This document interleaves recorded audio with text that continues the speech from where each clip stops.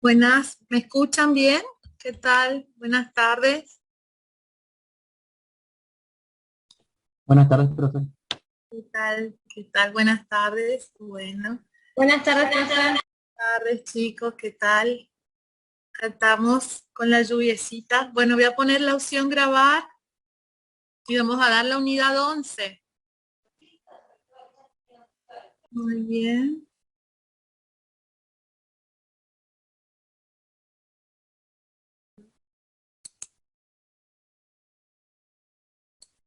Recording in progress.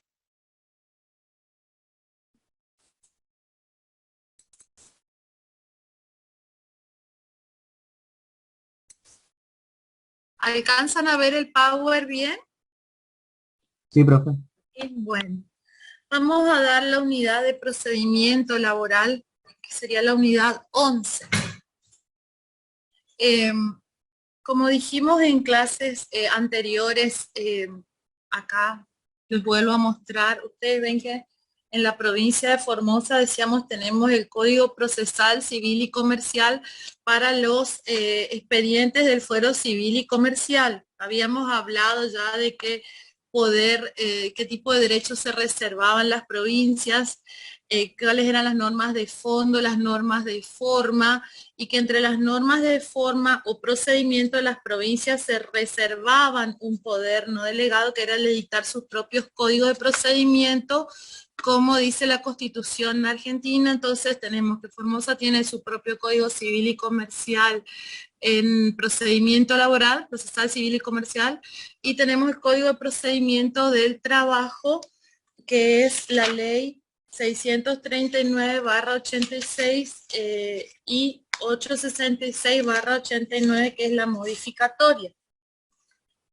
El proceso, diríamos, de laboral en la provincia de Formosa, obviamente ejecuta lo que es la ley de contrato de trabajo 2744 y todas las normas que hacen al ordenamiento jurídico del trabajo, las normas también de derecho colectivo. Y tenemos que va a estar inspirado o van a obrar como reglas rectoras en caso de duda en el procedimiento los principios que establece la Constitución Nacional en el artículo 14 bis, cuando habla de la segunda generación de los derechos constitucionales, los llamados derechos sociales, que leemos en clase y hemos leído ya varias veces el 14 bis, que vuelvo a repetir, es digno de repasar y de recordarlo siempre, tenerlo presente, es fundador de toda esta temática. Después vamos a tener también que está el principio protectorio, que vimos en la unidad 1, con el artículo 9 de la Ley de Contrato de Trabajo, que habla del indubio pro operario, o sea, en caso de duda a favor del trabajador, tanto en lo que hace a la aplicación del derecho como también lo que hace a la cuestión probatoria en el proceso laboral. El Profe, tercer, disculpe que usted la interrumpa. pregúnteme porque yo, por favor, el que tiene duda me va preguntando, ¿sí? Porque sí, te escucho, te Hay una escucho. compañera que me dijo que le avise que está en sala, así es que le puede aceptar. ¿Cómo no? Muy bien, sí. ¿Cómo no? Ya le... Gracias. Gracias. Acá estoy. Muy bien.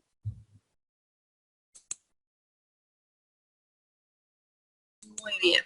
Entonces decimos, otro principio importante es el principio de irrenunciabilidad del artículo 12, el principio de gratuidad a través del beneficio de litigar sin gasto que establece la ley, el artículo 20 de la Ley de Contrato de Trabajo.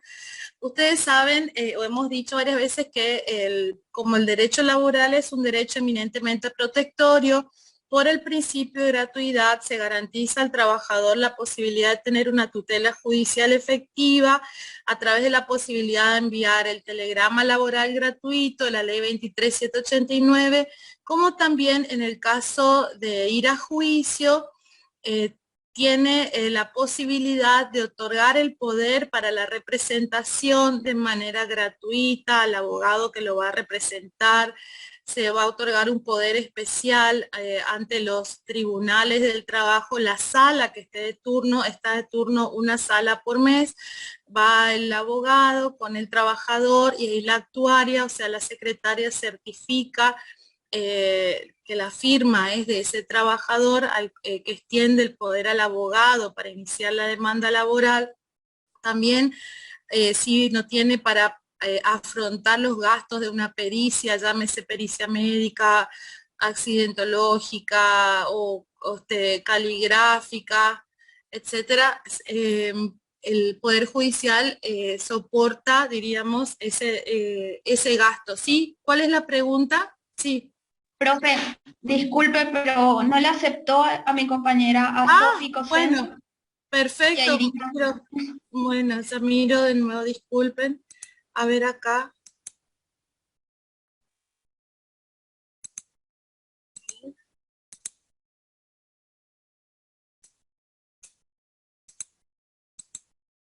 A ver ahí. Ahí puede ser.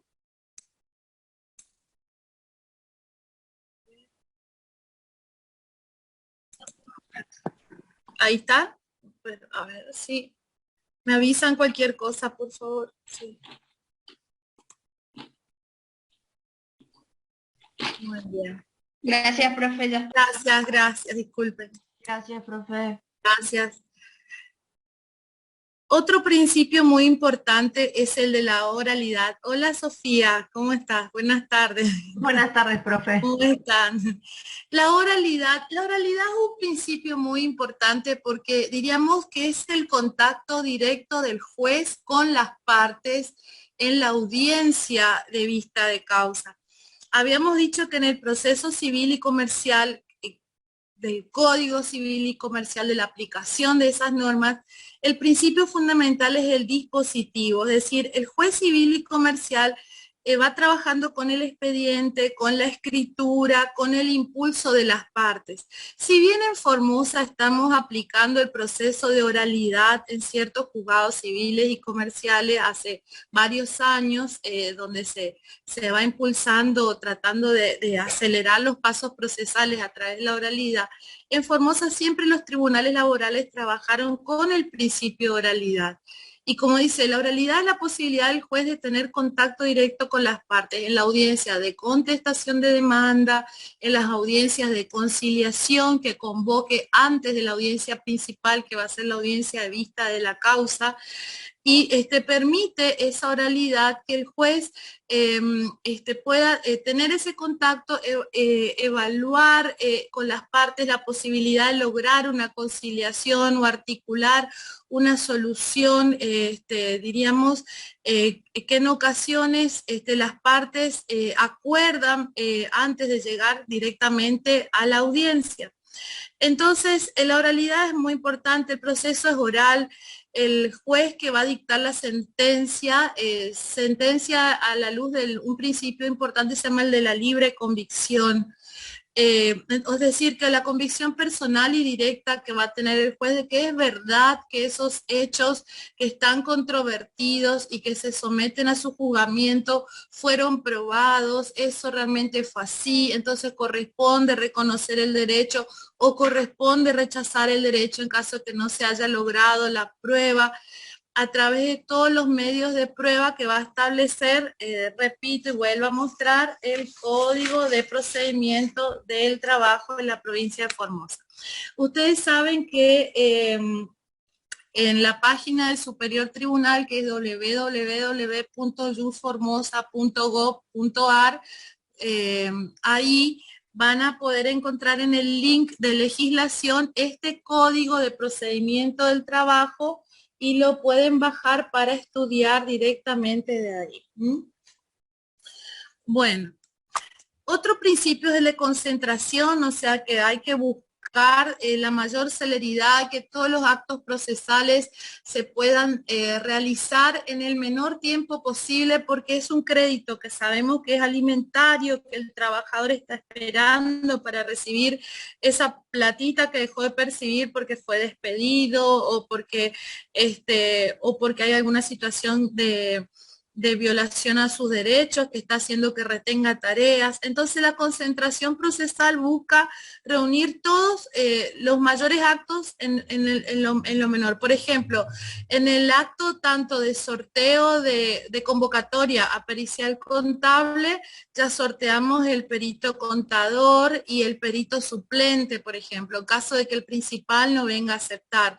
Y así, y se fija la audiencia, las fechas de audiencia supletoria, todo eso, tratar de que se concentre la mayor cantidad de actos en uno solo.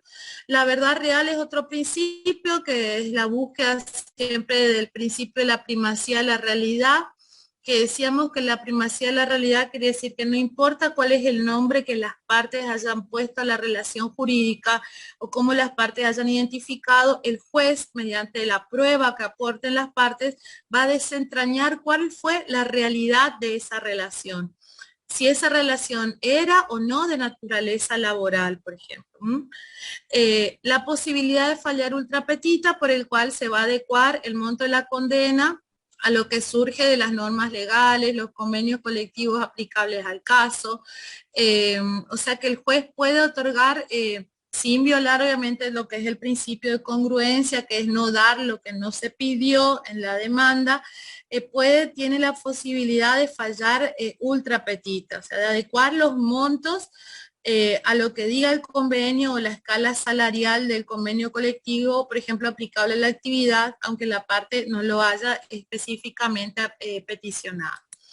Otro de los elementos fundamentales es el impulso procesal de oficio, el artículo 11, que es en el proceso civil y comercial, el impulso procesal lo tienen las partes, el actor o el demandado.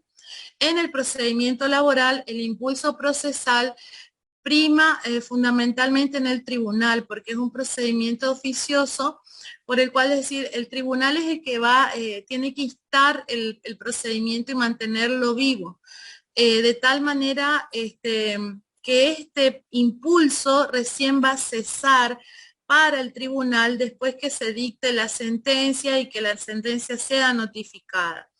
Esto, por ejemplo, quiere decir que, por ejemplo, el tribunal, una vez que recibe la demanda, nosotros, por ejemplo, en la sala de oficio damos traslado de la demanda. La sala automáticamente da traslado, si no espera que la parte contraria es la que impulse ese traslado, que materialice ese traslado. También, por ejemplo, la sala sortea al perito, ordena la notificación del perito. Todo lo que vaya manteniendo vivo el proceso. Se puede disponer la caducidad de instancia, un procedimiento, siempre previa vista al trabajador. O sea, cuando el expediente no está teniendo vida, no está en movimiento, diríamos, antes de declarar la caducidad de instancia, siempre el tribunal va a intimar al trabajador para que manifieste en el término de 3 días si tiene interés o no en seguir el proceso. Recién ahí, en caso de silencio, procederá a declarar la caducidad de la instancia. Pero si no lleva a cabo esa intimación previa, esa declaración va a ser nula. Las partes son las personas que se presentan en el proceso por un derecho, van a presentar en el primer escrito de audiencia que concurran la representación que inviste. Es decir, bueno, me presento yo, doctora fulano de tal, como patrocinante, como apoderado del señor o señora fulana de tal. Hay veces en que no se llega al tiempo de extender el poder para representación, entonces el artículo 14 da la posibilidad de utilizar una figura que se llama la figura de la gestión de negocios.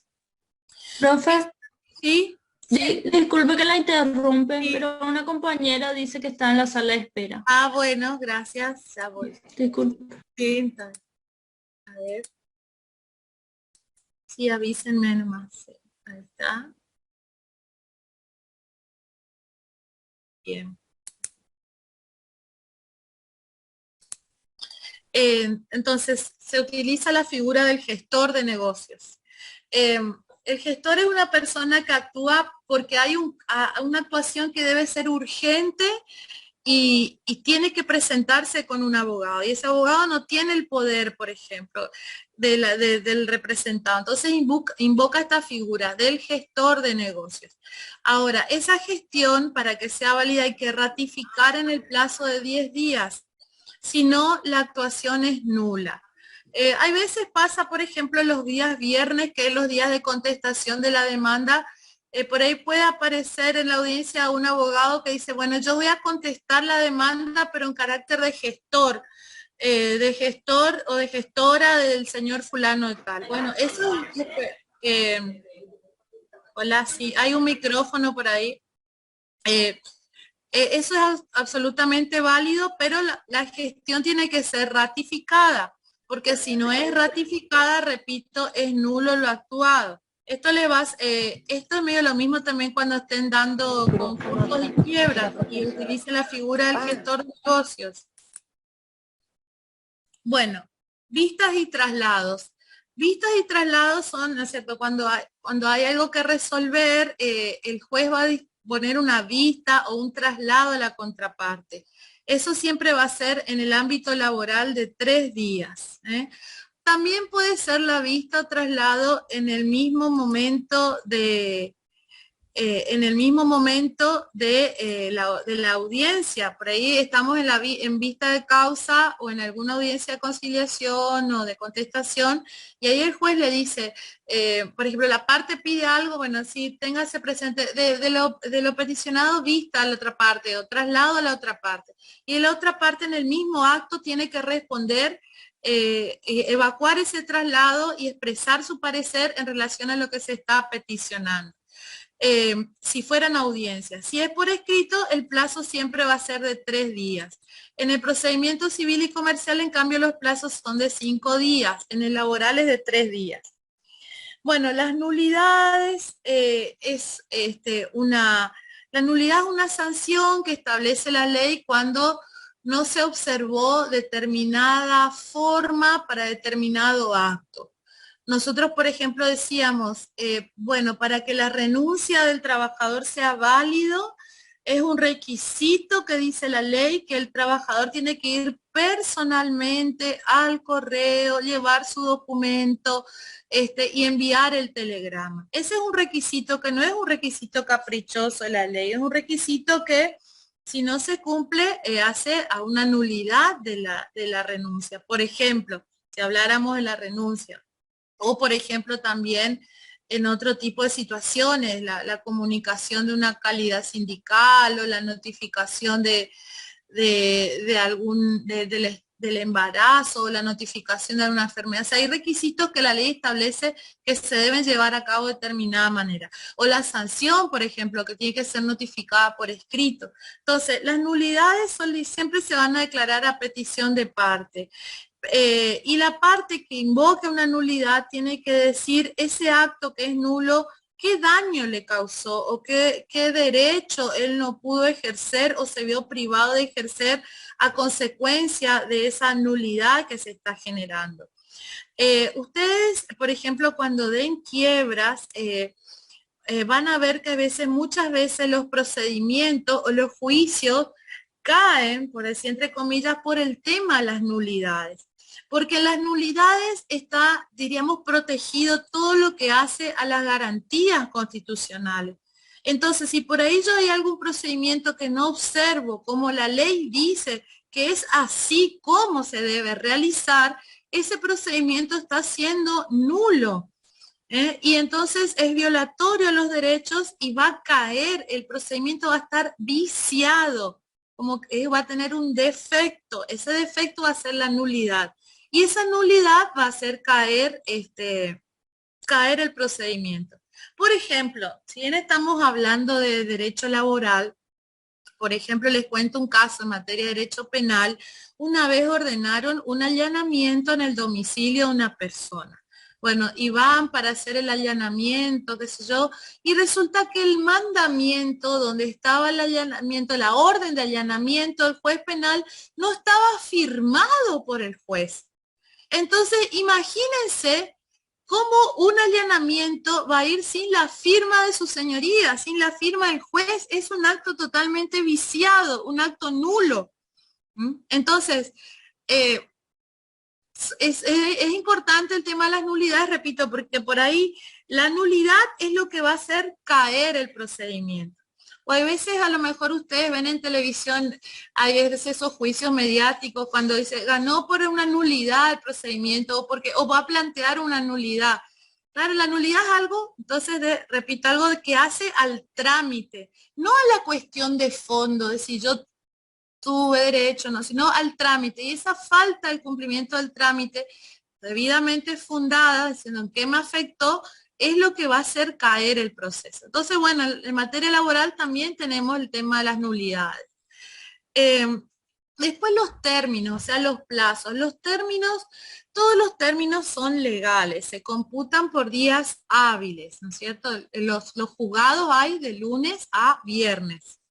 Ahora, si yo tengo un amparo o una acción, una medida autosatisfactiva, por ejemplo, bueno, ahí tengo que, va a ver que hay determinados plazos que tienen naturaleza muy urgente, pero son plazos especiales.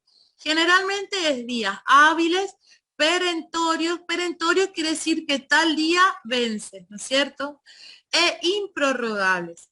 En el proceso civil y comercial los plazos son prorrogables. En el laboral los plazos son improrrogables. Es decir, llegado al plazo, indefectiblemente ya esa etapa procesal se da por cumplida y hay que pasar a la etapa siguiente. Por eso es improrrogable. Después en los artículos 18 y 19 hablan de los plazos cuando hay actos procesales que tienen que hacerse fuera del asiento del tribunal o en el extranjero, entonces amplía razón de un día por cada 100 kilómetros o fracción que no baje de 50 kilómetros. Igualmente en ese sentido se va a ampliar, por ejemplo, el plazo para contestar la demanda en caso que esté en otra provincia o en el extranjero el demandado.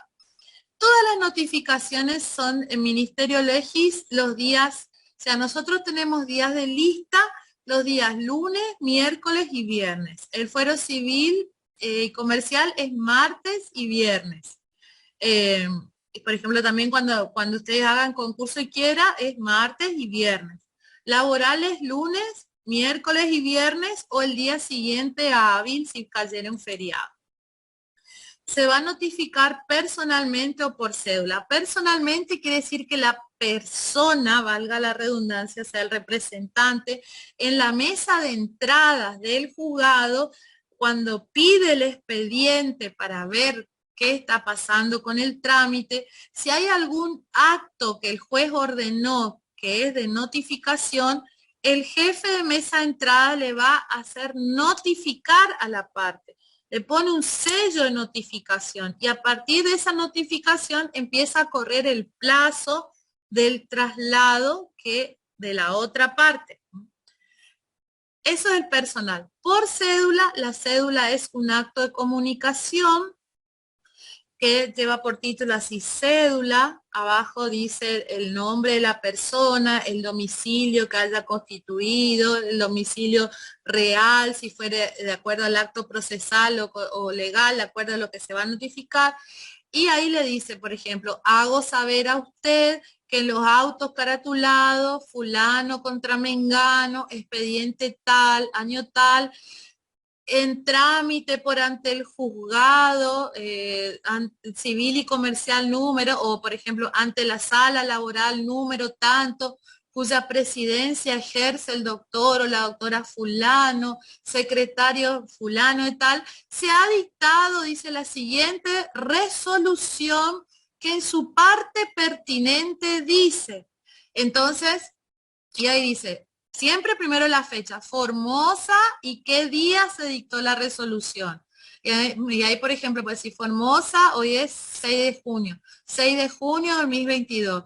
Pues si por contestado, por contestar la demanda de la documental traslado. Y abajo se cierra comillas, firmado, fulano de tal juez, y abajo dice, queda usted debidamente notificado. Entonces, esa cédula lleva el oficial de justicia y notifica. Ahora, con el tema de la pandemia y del COVID, hubo un avance en el tema de que si bien Formosa todavía no tiene el expediente digital, tenemos la posibilidad por la acordada 3050 y 3051 del Poder Judicial de la provincia de Formosa, que lo van a encontrar en esa página www.formosa.gov.ar.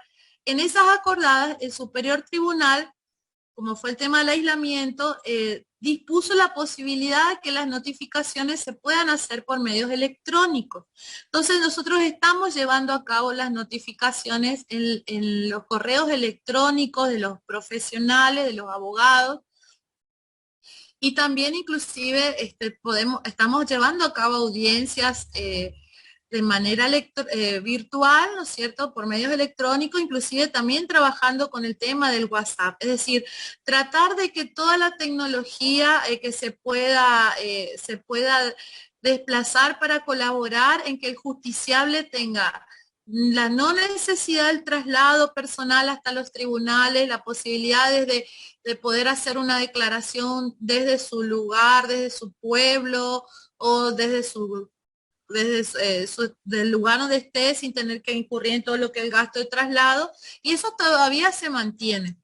Entonces la cédula le puede llegar por medios electrónicos. ¿Qué va a notificar? Todo esto que dice el artículo 20, como dice el traslado a la demanda, la citación a un tercero, una rebeldía, la audiencia de conciliación, la audiencia confesional, el auto de apertura a prueba, la fecha, la vista de causa, el traslado de una prueba informativa, por ahí llega una prueba informativa que dice, no, eso no existe, entonces el juez va a decir, bueno, de lo que no existe, traslado a la contraria, para que la contraria diga si está de acuerdo o no, por darles un ejemplo, los dictámenes periciales que se produzcan, la sentencia, los recursos.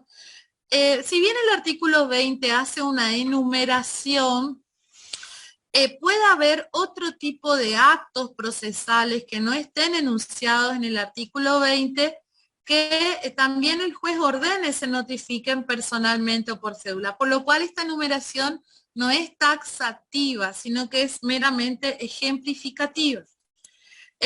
También el código, obviamente en la época que no existía todo lo que es la tecnología hoy en día, pero el código autoriza, dice, en zonas rurales o difícil acceso también puede enviar carta certificada, carta documento, telegrama, solicitar la colaboración policial o inclusive de los directores de las escuelas provinciales para lograr la notificación de ese acto procesal.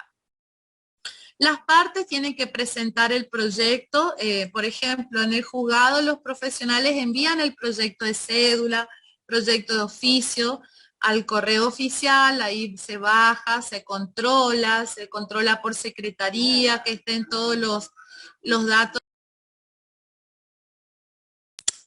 del expediente y ahí se autoriza el libramiento. Exhorto una comunicación entre jueces de diferentes países.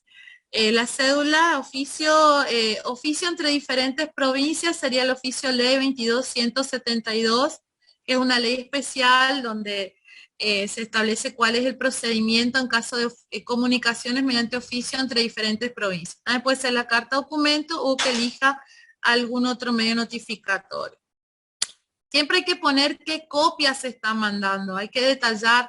Yo envío la cédula y pone, por ejemplo, en la cédula tiene que decirse adjunta, copia para traslado, número, porque la copia para traslado va a llevar un número conteniendo, y ahí dice, bueno, demanda, copia de tantos recibos de sueldo, por ejemplo, en original, en fotocopia, certificado de trabajo, en original, en fotocopia, etcétera. O sea, hay que hacer siempre, es muy importante hacer un detalle siempre en el escrito de la documental que se está trasladando o recibiendo. Bueno, la demanda, con la demanda va a ir el bono de actuación letrada, que es un impuesto que se abona acá en el Colegio de Abogados.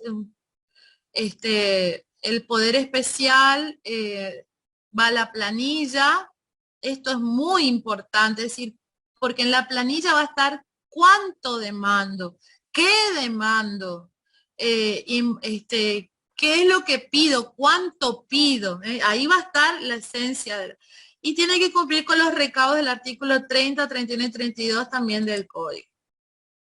La demanda se va a sortear en el registro de adjudicación de causas.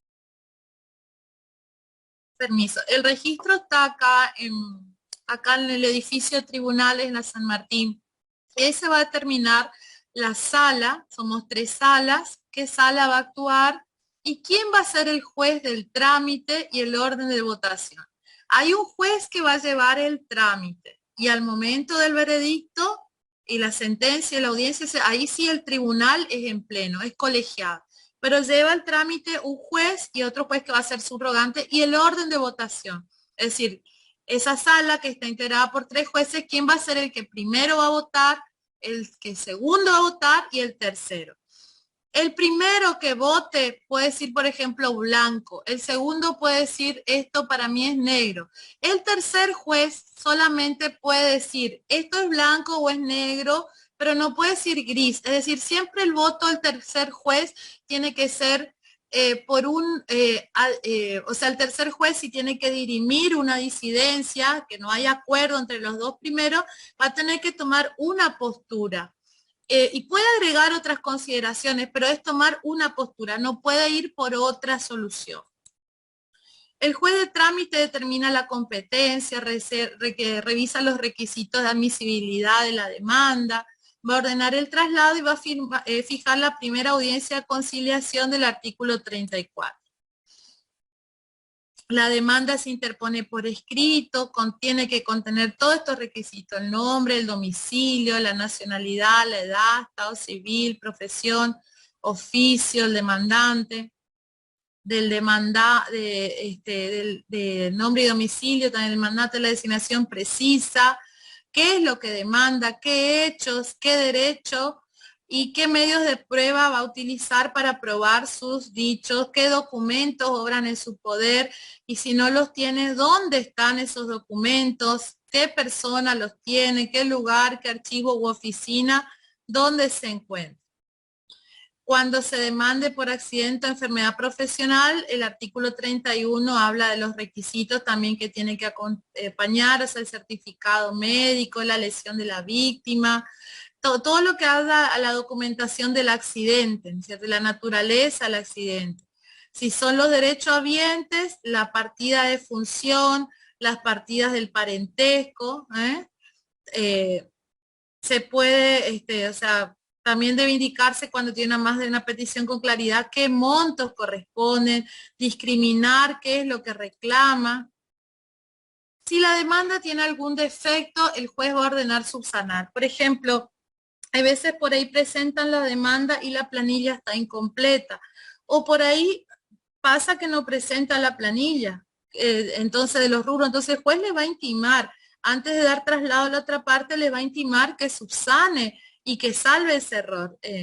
Eso, por ejemplo, en el proceso civil y comercial no pasa, porque son diferentes naturaleza de procesos y ahí diríamos lo que la otra parte obvió o omitió, bueno, diríamos, I'm sorry, no, ya está, se olvidó. En cambio, en el laboral, no, el juez por el principio protectorio siempre tiene que ordenarle al trabajador que subsane si hay algún error o algo que se está olvidando, diríamos, plantear. El artículo 33 habla de acumulación de acciones. Por ejemplo, yo puedo iniciar un juicio contra Juan Pérez porque me despidió, pero resulta que Juan Pérez en otro juzgado me consignó y se consignó lo que él cree que él me debe y lo que sale se despido. Entonces, para que no haya dos expedientes, en un juzgado el despido y en el otro lado la consignación, se pueden acumular los procesos y se dicta una sola sentencia, que es lo que corresponde, porque si no puede haber un escándalo jurídico y soluciones distintas. El artículo 34 habla del sorteo. El juez del trámite va a señalar una audiencia en ese sorteo para que las partes asistan para procurar una conciliación. Y si no concilian, para que el demandado conteste la demanda oponga excepciones y ofrezca la prueba. La audiencia se fija con una anticipación no menor de 10 días. Eso es muy importante. Y si vos vas a citar a un tercero, desde el día que te notificaron la demanda hasta el que uno plantee la citación del tercero, solamente hay 3 días. Fuera de eso, ya, por ejemplo, si yo considero que tiene que ser citada la RT u otro codemandado, hay hasta 3 días para plantear esa citación.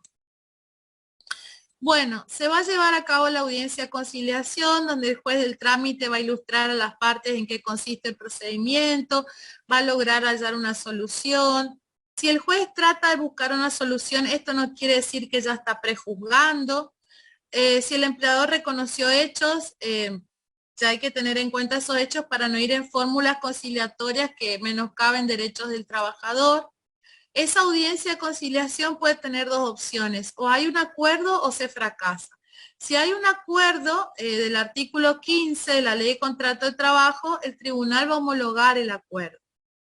Si fracasa, o sea, la conciliación, si las partes sostienen que no van a conciliar, se va a proceder a contestar la demanda.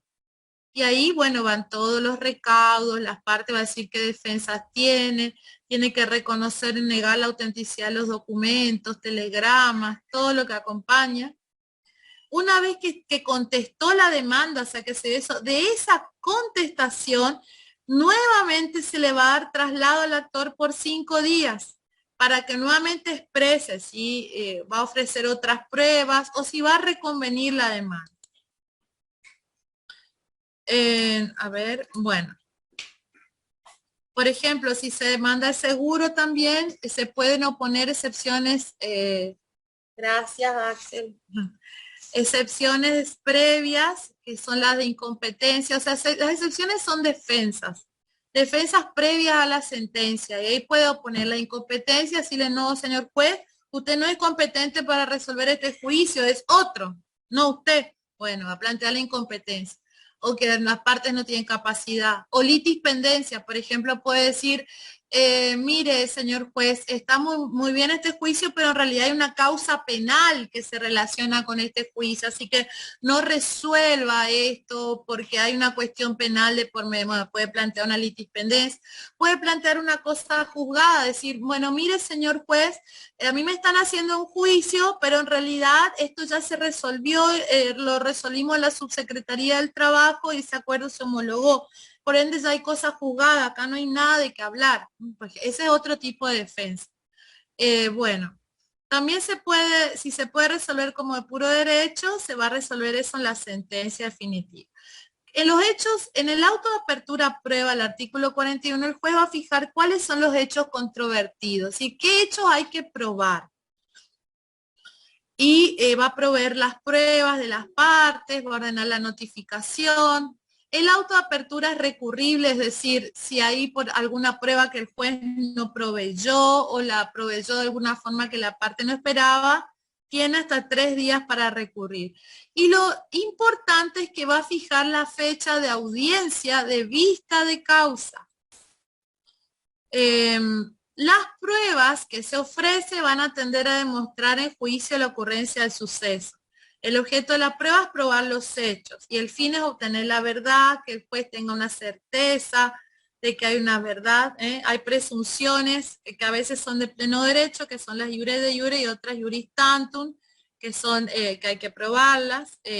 También pueden los hechos negativos, demostrar un hecho positivo, caso contrario, salvo el caso de ser imposible la prueba.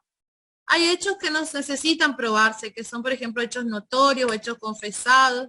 Por ejemplo, un hecho notorio, por decir, bueno, es un hecho notorio que Alberto Fernández, presidente de la Argentina. Por decir así, eso no hace falta probar, es un hecho notorio. Por dar un ejemplo, eso sería un hecho notorio. Bueno, derecho, el juez puede aplicar el principio de urat novit curia, cuando decía el juez, dame los hechos, yo te daré el derecho. La carga a la prueba, se aplican los principios generales del Código Procesal Civil y Comercial, que sería el artículo 374, es decir, el que el principio general es el que invoca el hecho, tiene la carga de la prueba. En el derecho al trabajo se toma la teoría de las cargas probatorias dinámicas y por el cual se sostiene, ¿no es cierto?, que ¿quién es el que tiene que probar? El que está en mejores condiciones de hacerlo, no solamente el que invoca el hecho. Como decíamos en clases anteriores, si, por ejemplo, como patronal usted sabe que tiene que llevar libros y registros laborales que son obligatorios, es su deber aportar al proceso los mismos por un principio de colaboración procesal y de la carga de la prueba. A veces los testigos pueden decir, sí, todos marcábamos tarjeta reloj. Marcábamos tarjeta reloj o teníamos impresión digital de asistencia. Bueno, y nadie trae esa prueba, pero bueno, la mayoría de los testigos dijeron, bueno, ¿cuál era la obligación del empleador? Hubiera sido la obligación por la colaboración procesal de haber aportado en el proceso esos registros. Y si el empleador no le aportó, hay una presunción en contra de él, porque por la carga de la prueba dinámica tendría que haber colaborado, tendría que haber facilitado la búsqueda de la verdad real y aportado esos elementos en el proceso. Los medios de prueba son los previstos en el Código de Procedimiento Laboral. No se puede establecer otros medios que no están en el código. Y por el principio de adquisición procesal, las pruebas benefician o perjudican a todas las partes por igual. Yo no puedo decirle al juez, no, si yo llevo un testigo, por ejemplo, decirle al juez, mire, del testigo tome solamente lo que a mí me beneficia, no lo que a mí me perjudica. No se puede, por el principio de adquisición procesal es todo lo que se declare, todo se va a integrar y todo se va a convertir en prueba, te beneficie o te perjudique. Una prueba muy importante que establece el código es la prueba confesional, que como dice son proposiciones asertivas para que la otra parte manifieste si un hecho es o no verdad. Por ejemplo, si yo digo, para que jure y confiese el absolvente como es cierto que María Pérez trabajaba para usted. Por ejemplo, esa es una proposición asertiva. Y la persona tiene que decir si es cierto o no es cierto. Por eso el juez, cuando va a empezar la prueba confesional a desarrollarse, le dice el juez, señor, señora fulana de tal, usted va a desarrollar una prueba, se denomina prueba confesional, se le van a decir una serie de oraciones que se llaman proposiciones, a la cual usted debe contestar si es cierto o no es cierto, y después puede agregar lo que usted considere pertinente. En caso que usted manifieste que no recuerda o se mantenga en silencio, se le hace saber que va a ser tomado por afirmativa la proposición. Entonces, todo eso se explica en la prueba confesional. El hecho personal es un hecho que haya sucedido, en la situación en que se encontraba la absolvente, o sea, que pasó. Yo no puedo decir, a ver, para que diga Pamela y Fran si María Pérez hizo tal cosa. No, para que diga Pamela y Fran qué hechos sucedieron en presencia de Pamela y Fran, qué es lo que usted realmente constató, fue su conocimiento directo. Los medios de prueba son confesional, testimonial, pericial, los libros y registros, la instrumental, los informes, reconocimiento judicial. ¿Qué actitudes va a tener ese absolvente en la prueba confesional? Que decíamos, puede aducir ignorancia, dar respuestas evasivas, puede negarse a responder y el juez va a valorar y va a determinar el alcance de las respuestas. Para la prueba confesional se va a acompañar un pliego, que es el pliego de preguntas o proposiciones que va a ir en sobre abierto, en sobre cerrado. En el caso que sea una persona de existencia ideal, tiene que absolver el representante legal con poder suficiente. Las personas de existencia ideal pueden oponerse hasta dentro de 3 días que absuelva a la persona que eligió la otra parte. Yo, por ejemplo, digo, le demando qué sé yo, a La Flor SRL y quiero que absuelva posiciones fulano de tal por La Flor SRL. No, hasta 3 días tiene esa empresa, La Flor SRL, para oponerse al absolvente que yo estoy proponiendo y designar otro. Si no dice nada, obviamente se va a tomar por consentida esa proposición. Otra prueba importante es la testimonial. Se puede ofrecer hasta 5 testigos. Puede ser testigo toda persona mayor de 14 años. Los testigos van a ser examinados en esa audiencia. Están obligados a comparecer a prestar declaración. Si el testigo está notificado y no viene a la audiencia, el abogado generalmente pide que se lo haga comparecer por la fuerza pública. Y entonces se libra un oficio a la jefatura de la policía y lo acompaña en la fuerza pública a la audiencia. Pero para eso hay que haber notificado al testigo, es decir, haberle mandado la correspondiente cédula de notificación. La prueba pericial es muy relevante, acá va a estar un rol muy importante de ustedes, porque ustedes como peritos van a dar su opinión técnica de la cuestión que se someta a decisión del tribunal por su conocimiento específico en la ciencia o en esa materia de esa pericia. Y hay una lista de peritos, una vez que por ejemplo ha sido sorteado el perito, se lo va a llamar a aceptar el cargo, y si no acepta el cargo, no da razones justificadas de la no aceptación, se comunica al superior tribunal porque hay una tipo sanción, un llamado de atención para el que no acepte. Porque es una carga, o sea, estando en la lista, entra en el sorteo de peritos, va a presentar la pericia por lo menos 10 días antes de la audiencia de vista de causa, y de esa pericia se va a dar traslado a las partes por 5 días, salvo que por la complejidad de la pericia se determine un plazo mayor.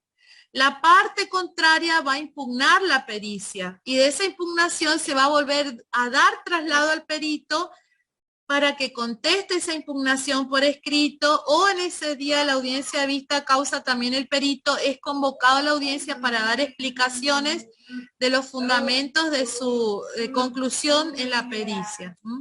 Ahí las partes vuelven a interrogar. El informe tiene que ser presentado con tantas copias como partes hubieran en el proceso. Cuando los peritos no se expiden en términos o citados para dar explicaciones o para evacuar la impugnación no comparecen sin justa causa, la parte puede dejar sin efecto su designación.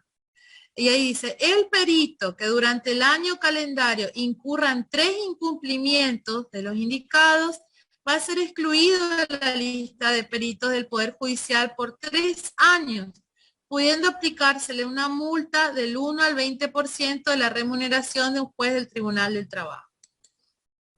Otra prueba importante son los libros y registros del artículo 56, cuando por lo que establece la Ley de Contratos de Trabajo 2744 hay que llevar libros, registros, planillas especiales, y el juez ordena que se exhiba. Es importante cumplir esta prueba. Se va a intimar a la exhibición de los libros y registros laborales. Incumbe al empleador la prueba contraria si el trabajador o su derechohabiente prestan declaración jurada de los hechos que consignan. Si se controvierte el monto o el cobro de una remuneración en dinero en especie, la prueba contraria a la reclamación corresponde al empleador. Después está la prueba instrumental. Instrumental son los expedientes, sean administrativos o judiciales, que se estén llevando a cabo en otros juzgados, valga la redundancia, y se puede acompañar el expediente completo o la pieza del expediente que consideren relevante. Por ejemplo, si hay una cuestión penal de por medio, la parte va a decir, bueno, quiero que se acompañe la causa al expediente penal, por decir así. Entonces, bueno, va a pedir la prueba instrumental al juzgado de instrucción que remitan el expediente penal, si su estado procesal lo permite, y entonces se acompaña la instrumental. Igualmente, por ejemplo, si son las actuaciones ante la Subsecretaría del Trabajo, que después voy a entrar en ese punto. Bueno, después tenemos las otras pruebas, son las informativas, muy importantes al ANSES, a los gremios, qué sé yo, todas las instituciones, ¿no es cierto? La prueba informativa es una prueba muy importante también, porque en ese informe se va a plasmar si un hecho es real o no también. Por ejemplo, cuando a veces decimos te desconoció los telegramas o las cartas de documento. Bueno, siempre hay que pedir la prueba informativa al correo para que diga si ese telegrama se envió, quién recibió, qué día recibió.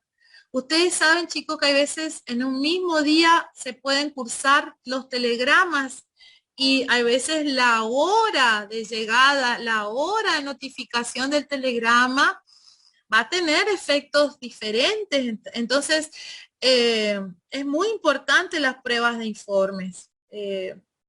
Un informe, si yo no estoy de acuerdo con un informe, atacar una prueba de informe es como atacar un instrumento público, o sea, hay que ir por un juicio de regarducción de falsedad, así que es muy importante la prueba informativa. También está la prueba de reconocimiento judicial, se puede pedir al tribunal que se constituya en un lugar, cosas o circunstancias y vea la diligencia, tome constatación del lugar. En materia penal también se da mucho, ustedes ven cuando hay un delito, el reconocimiento, la prueba de reconocimiento judicial, va el secretario, va el juez, el reconocimiento del lugar. Bueno, antes de la audiencia, el secretario va a hacer un informe donde va a decir todas las notificaciones que se practicaron, qué pruebas se van a desarrollar en la vista de causa. Ese informe hoy en día se manda por mail a las partes, una copia del informe para que las partes controlen si hay algo que el informe no está contemplando para subsanar o para reclamar antes de la audiencia, antes del inicio de la audiencia de vista de causa. Bueno, después, el informe no es susceptible a ningún recurso que contiene, esto por ejemplo lo que contiene el informe, todo lo que se produce, qué pruebas se producen, en qué fojas está, todo. Una vez que termina la audiencia, el actuario, o sea, la secretaria entrega a las partes del expediente, los sobres de pruebas y comienza el alegato.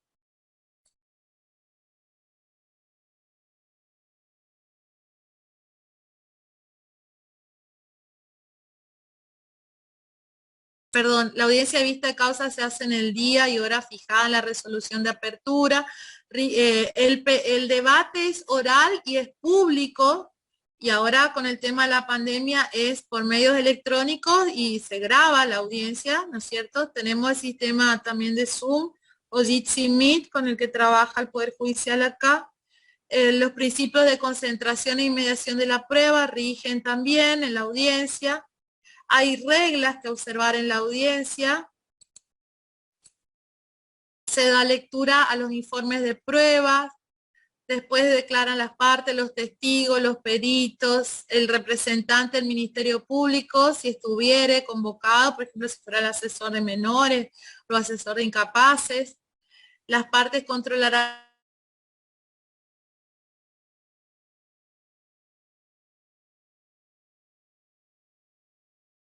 van a declarar la clausura al periodo probatorio y van a deliberar el veredicto, que son los hechos probados, y después se va a pasar al dictado de la sentencia, que tiene 30 días para el dictado de la sentencia, los tribunales, 15 días el primer voto, 10 días el segundo voto, 5 días el tercero. Las resoluciones se pronuncian por mayoría de los votos. Dictada la sentencia, por el departamento contable del tribunal se practica la liquidación del capital, los intereses y las costas y se corre el traslado a la otra parte.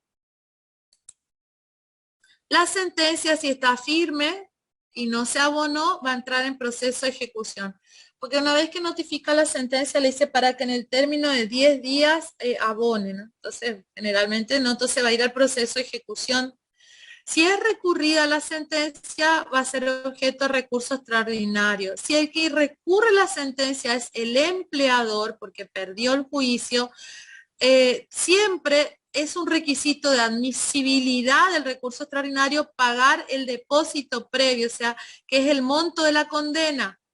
salvo que sea un caso de concurso o quiebra. Si yo voy a apelar porque perdí y soy la patronal, bueno, y me condenaron por 100.000, bueno, yo para hacer esa apelación tengo que depositar ese 100.000. Eso quiere decir el depósito, pero yo tengo que depositar ese dinero o tomar un seguro de caución. Y ese depósito, esa boleta o ese seguro acompaña al escrito de recurso extraordinario. Si no está hecho ese depósito, me van a rechazar el recurso porque no cumplimenté el depósito. Esto fue objeto de planteos de inconstitucionalidad porque, o sea, está el derecho, ¿no es cierto?, a la garantía judicial, a recurrir a las garantías de instancia y apelar hasta llegar a una sentencia. Pero decían algunos que esto era inconstitucional, el hacerte pagar antes, al momento de apelar. Pero bueno, la mayoría se ha establecido que no, que corresponde por la naturaleza alimentaria. Ahora, por ahí si el depósito, por ejemplo, me condenaron a 100.000 y yo deposité 50.000, el tribunal lo que me va a intimar antes de analizar el recurso es que integre la totalidad de la condena. Pero sí o sí hay que cumplir el depósito. Ahí no me van a rechazar el recurso, me van a decir, bueno, sí, vamos a estudiar tu recurso, pero primero tenés que integrar el total del capital de la condena. Se aplica supletoriamente las normas del Código Procesal Civil y Comercial de la provincia de Formosa. Bueno, en el alegato las partes, que también es oral, en el juicio laboral es una característica importante, en el juicio civil y comercial, o cuando tengan alguna quiebra, vean, los alegatos son escritos, salvo los juzgados que están haciendo la prueba piloto de oralidad. Pero nosotros en el foro laboral siempre los alegatos son orales. Y ahí se analizan los abogados la prueba y analizan el mérito de la prueba y hacen un análisis, ya sea por fundamentación o refutación, de qué consideran probado o no probado. Un análisis, un concepto de qué es fundamentación y qué es refutación. Y este es un ejemplo, una planilla de liquidación, por ejemplo, del tribunal, cuando ya va con la sentencia. Ustedes ven que la planilla va a la categoría, qué fecha ingresó, qué fecha egresó, si hay diferencia de haberes, qué debió percibir, qué debió percibir por presentismo, el total. Nunca, o sea, no se le va a dar lo que no pidió. Acá, por ejemplo, pidió los haberes más presentismo, pero puede ser que aparte de presentismo le correspondía ropa de trabajo o le correspondía algún otro adicional. Bueno, siempre la planilla ustedes tienen que trabajar lo que pidió, no lo que no pidió, porque si no yo le doy algo que es violatorio a su derecho de defensa, si le doy algo que no pidió. Entonces es muy importante ver cómo pide en la demanda al rubro y qué pide, qué concepto pide.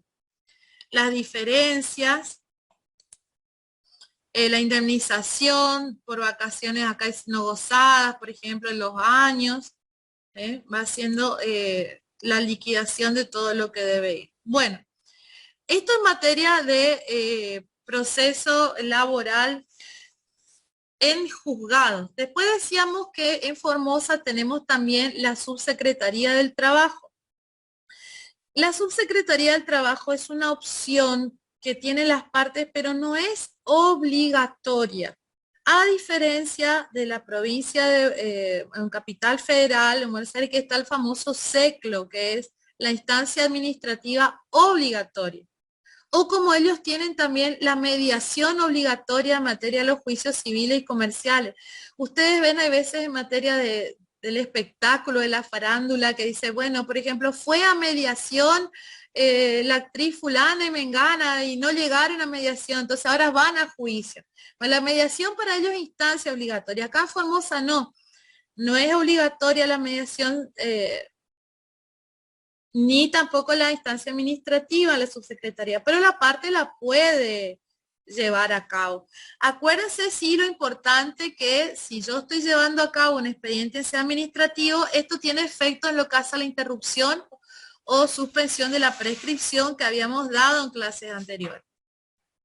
Bueno, en la Subsecretaría del Trabajo, obviamente el procedimiento también es gratuito, ahí no necesita patrocinio el trabajador, va y hace su reclamo y ahí el funcionario del ministerio le va a tomar un acta y le va a citar a la otra parte y le va a llamar audiencia de conciliación. Puede haber hasta 2 audiencias de conciliación y después da por cerrado el expediente. Ahora, si hay un acuerdo en la Subsecretaría del Trabajo, hay un acuerdo entre las partes, en el ámbito administrativo se puede homologar ese acuerdo. Y esa homologación tiene la misma naturaleza que una sentencia judicial. ¿Sí? Yo no puedo ir después por una nulidad muy difícil que prospere, porque el acuerdo administrativo está garantizado por la intervención de ese funcionario administrativo que se entiende está resguardando también los derechos irrenunciables del trabajador. Así que esa sería la diferencia o lo elemental. O sea, que en Formosa la subsecretaría es una opción alternativa, no obligatoria, que el trabajador puede utilizar y o puede ir directamente en sede judicial.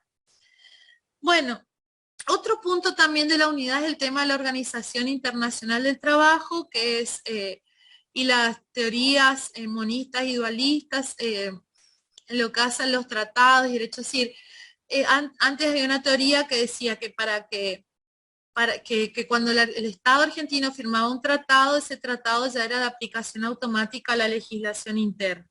Eso hacía la teoría monista. La teoría dualista decía, no, está bien, hay un tratado, pero tiene que haber una ley del Congreso que apruebe ese tratado para que ese tratado se aplique en el derecho interno argentino. Si no hay ley específica del Congreso, no hay aplicación del tratado. ¿Cuándo se reforma la Constitución? En el año 95 con el artículo 75, inciso 22, y el artículo 75, inciso 23 del principio pro hominem de progresividad, se incorporan a la Constitución una serie de tratados que son de aplicación obligatoria y son fundamentales en materia de derechos humanos. Y entonces como que esa discusión entre monismo y dualismo un poco no sigue ya tan vigente porque la Constitución determinó, ¿cierto?, qué normas, qué tratados se aplican automáticamente. Tenemos ahí pactos muy importantes, el Pacto de San José de Costa Rica, la Convención de los Derechos del Niño, la Convención sobre todos los derechos de eliminación de la violencia contra la mujer. Porque hoy en día el derecho del trabajo no es solamente, yo conozco el derecho del trabajo, la ley de contrato de trabajo y ya está. No.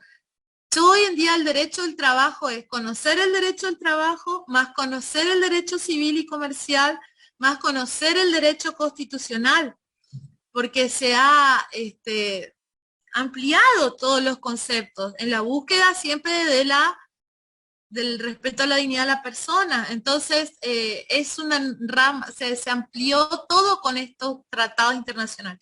Y entre estos también van a estar los convenios de la OIT. La OIT es el Organismo Internacional del Trabajo, el cual funciona, tiene organismos que son permanentes y organismos que son técnicos o prácticos. Dentro de la OIT, los órganos permanentes son la Conferencia Internacional del Trabajo, el Consejo de Administración y la Oficina Internacional del Trabajo. Y los órganos prácticos son la Comisión de Expertos en la Aplicación de los Convenios, la Comisión de Investigación y Conciliación en materia de libertad sindical, la Comisión de Aplicación de Convenios en materia de recomendaciones de la conferencia y el Comité de Libertad Sindical. Y ustedes dirían, bueno, ¿qué es lo importante, profesora? Bueno, la comisión de expertos, porque la comisión de expertos son los que interpretan los tratados estos de la OIT y cómo se tienen que aplicar en el país.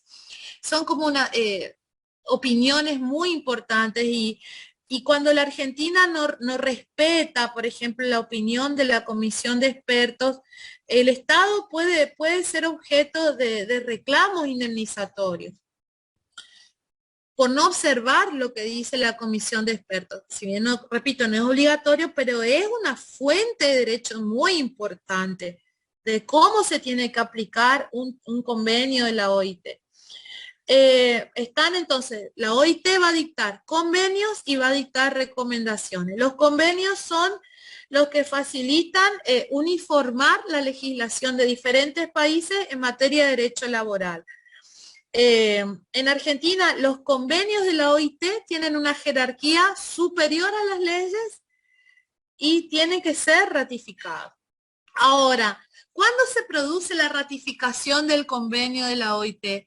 No es cuando el Estado argentino va y deposita el instrumento de ratificación en la sede en Ginebra, no, sino cuando sale la ley, se dicta la ley que ratifica el convenio. Es decir, puede haber una ley que ratifique el convenio y no se haya depositado el instrumento en la sede en Ginebra. Entonces, igual el convenio va a ser válido. Eso es muy importante repasar de cuándo el convenio es aplicable. ¿Cuáles son los convenios más importantes que ratificó la República Argentina? Y el muy relevante es uno de los últimos convenios, chicos, cuando fue la época de la pandemia, el convenio 190 de violencia laboral. Ese es un convenio muy importante, muy emblemático, que otorga derechos impresionantes a los trabajadores o trabajadoras en el tema de la lucha contra la violencia laboral. Bueno, ¿cuáles son los convenios importantes de la OIT? En materia de derecho individual tenemos el convenio 1 sobre jornada de trabajo, el convenio 3 de la protección de la maternidad, el convenio 26 sobre el método para fijar el salario mínimo, el convenio 100 sobre igualdad en remuneración por igual tarea, el convenio 105 de abolición del trabajo forzoso, el convenio 189 en trabajadoras y trabajadores domésticos. En materia de derecho colectivo es muy importante el convenio 87 de libertad sindical y la protección al derecho a la sindicalización, el convenio 98 de sindicación y negociación colectiva, y ahora tenemos, ¿no es cierto?, también el convenio 190 que les dije de violencia laboral. Y bueno, el programa les dice por ahí algunos convenios importantes, entonces por ahí hagan un raconto, cuáles son algunos convenios relevantes por si les toca exponer o bueno, esta unidad en el parcial. Bueno, también diríamos que la Argentina adhiere a la teoría monista, diríamos, en materia de estos convenios de la OIT, por el cual diríamos que los convenios, una vez ratificados, ya son aplicables en el derecho interno. Bueno, ¿alguna pregunta hasta acá?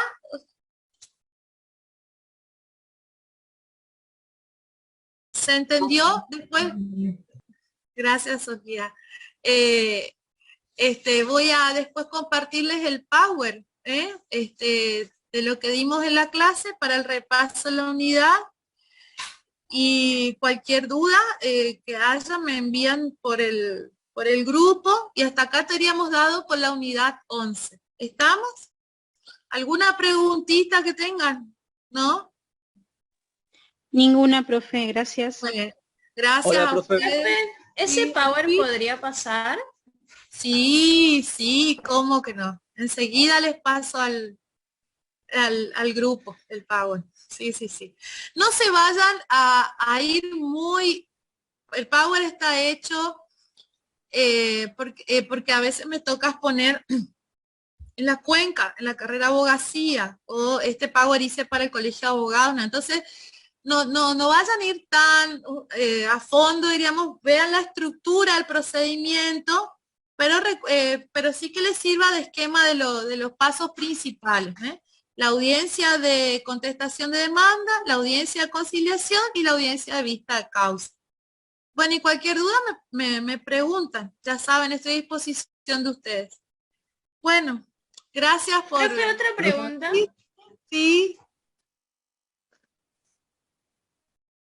¿Cuándo ¿Cuándo sería el parcial? Ahí la doctora me mandó la fecha. Enseguida les escribo expresamente en el grupo la fecha. Así no les doy una fecha, pero ahí me equivoco ahora. Pero ella recién ya me comunicó la fecha. Ya les paso enseguidita. A ver, no tengo mi celular a mano, por eso. Les paso enseguida bien la fecha del parcial también. Gracias. Pero ya está la fecha, sí. Bueno, cualquier duda también que hayan de derecho colectivo o algo, pregunten, o manden la consulta, no hay